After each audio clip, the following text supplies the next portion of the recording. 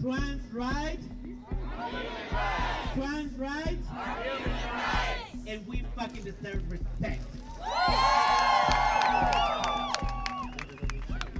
We're out here today because we really, truly, authentically affirm young people's health, especially transgender young people, and we recognize that young people are currently under attack due to this administration's policies and programs. This latest attack from the Health and Human Services Department means that an ambulance driver who decides he doesn't want to pick up a trans person, the federal government's not going to hold them accountable for that. People, just because their beliefs, they can mistreat us, misgender us. That means that many people will be out of care. We're seeing statistics, for example, from Lambda Legal that show that 70% of trans people are discriminated against in healthcare settings. I feel like every time Trump gets in trouble, he attacks the trans community because they're easy targets. And I think the media covers it so much that it still villainizes the trans community. The media should be making sure that they let people know that we're just people. Trans individuals are often left out of the conversation, particularly black and brown trans individuals, and it's really important that the media is uplifting particularly black and brown trans individuals. Just because they don't know us and they don't know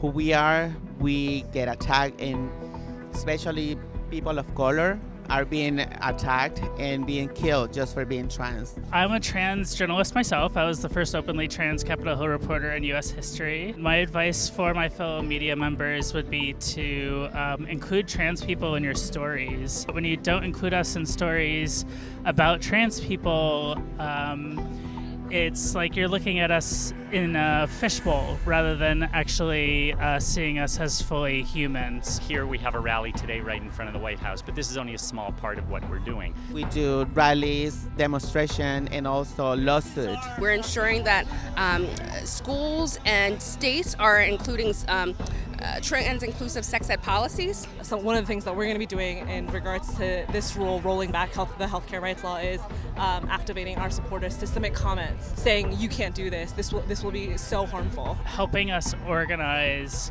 against these actions is something that we need a lot of help in. We are a very small portion of the population and we can't do all of the heavy lifting ourselves. We are going to build community and be with each other and help each other through this. We are going to identify bad healthcare providers who want to discriminate. We are going to call them out.